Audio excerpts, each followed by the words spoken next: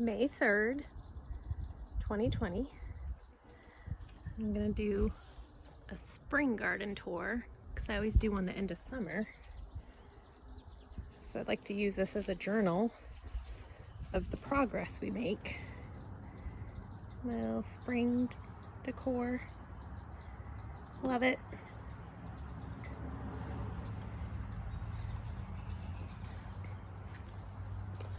These I planted last fall. All the tulips and the fritillaria, a plant that stinks like marijuana really bad, but it's really pretty. And I have two kinds of tulips.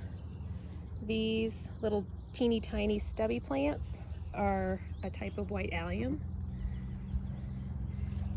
And then this is a hydrangea standard that I got on clearance from the Fishkill blue seal and drove it all the way back here, and I hope it looks good. So this is what the flowers look like. Really pretty. And Fiona thinks she can walk through every garden. And this was my project I started last year, and I decided to expand it. And I just kind of finished digging it out. This needs more fill because it's too low. It's washed away from the gutters. I have black-eyed Susans over there. And then I also have, this fence has been around these tulips all spring to keep Fiona out from breaking stems and the deer away. And those stinky plants are supposed to repel the deer, but I know deer like the tulips too. And then my veggie garden, it's been evolving every single year. Last year we put up that fence with the old deck railings, and now I'm gonna square it off. So there's gonna be a board that goes straight along here, parallel to the deck board. So it's gonna be a nice rectangle. And I'm gonna move the bird feeder, even though I can see it perfectly from inside the house. That way this will all be veggies, with the exception of this back cube, which has always been hand-me-downs. I'm gonna keep that hand-me-downs. I dug out all the orange daylilies and irises. Well, there's one lonely lily. And I have my comfrey, which I've waited years for. Donna was not nice enough to dig that up from her garden. Between these green stakes, I planted gladiolus, and then we have the bee balm, the red bee balm in the back, which I love because the hummingbirds love it, and all the pollinators. These are my beets. In the bag and on the back fence, we have peas, both pea pods that you shell, and snap peas. Frank helped with those. And this is all the new soil we added last year. And then what I might do is this, where the black lattice is, will also be a little rectangle garden, probably for squash or cucumbers, I'm not sure which. And then in between this rectangle and this rectangle, I might make right here a path, because this is Fiona's direct shot for chasing squirrels up that big tree trunk. So I don't really want to have to change her habits. She loves running through there. So we'll keep that a path for her. And then back here, we have some ferns that grow and some more daylilies. Anything I don't know what to do with, I just kind of shove back here, and if it survives, great. Because I love looking out the windows of the back of the house and looking at my rock wall. And it's always soupy and swampy and wet because the drainage is terrible back here. This giant pot was also a transplant from Donna. She calls it the umbrella plant. It's huge, huge foliage. I don't know if I'll be able to keep it alive in the pot, but it can be very invasive. So these are a bunch of Shasta daisies. When they were done blooming last year, I cut them off and just shook them all over the place to let them naturalize. And I'm walking in the water here. We've got hostas here that the deer and the voles love to eat. I finally lost my giant blue hosta that was back there. That's gone for good. And these are forget-me-nots that self-seed everywhere. Another clump of daylily. And my stump planter, that was a tree, and we had to cut it down because a branch fell off and it was rotten. And then that pot broke this winter, so we'll put some pretty flowers in that because the bark is looking ugly. our moose skull from Moxie. Oh, my little froggy fell over.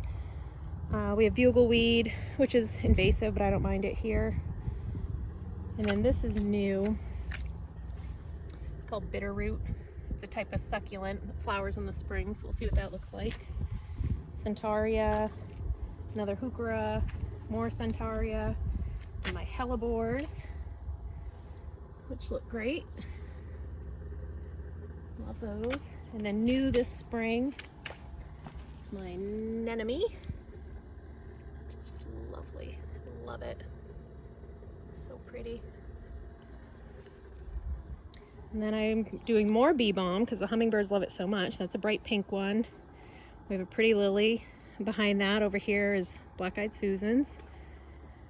And then I have some penstemon over here, variegated iris, and all this blank dirt will be zinnias or marigolds, things that grow easily from seed. Kind of easy to maintain. This is a new one I just bought, a new Rudbeckia red, so that'll look awesome this fall. Some succulents I've dumped down here. And a new daisy we're trying. Double angel daisy. Reminds me of echinacea pom-pom. There's a big hosta, you can't really see the stumpies there. An orange echinacea, hopefully that comes back healthy.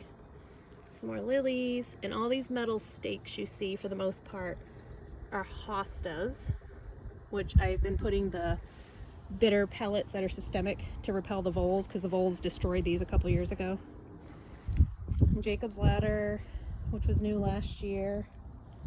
Feverfew back there, I might have to transplant that. My heuchera is not looking so great. And then more hostas. And this is some of the wild yellow foxglove. Donna gave me a transplant of that as well. There's my stilby. And back here we have some more Solomon seal, which was kind of a throwaway plant that's doing just fine. So this is what it looks like in the spring. Wet, a lot of empty spots that fill up pretty easy. Then we'll take a look over here, my kind of dumping zone. Over here is always my transplants, plants that I wintered over. I dug up a bunch of chocolate mint because that's pretty invasive. And then here I transplanted some little sprouts of the sea holly. That's on the other side of the tank. Here, that always gets really tall and the bees love it. My clematis, which isn't anything special. Someday we'll replace it with something more vigorous. And then my spring plants that always look good in the spring and kind of meh in the summer. Another hellebore, bleeding heart. It's pretty colors. That's pretty much it. This is always fun annuals. I'm going to expand this out a little bit, hence the cardboard suppressing the grass. I thought this was a perennial, but it's an annual, which is kind of disappointing. And some more sedum that I transplanted from the front. So that's it, spring.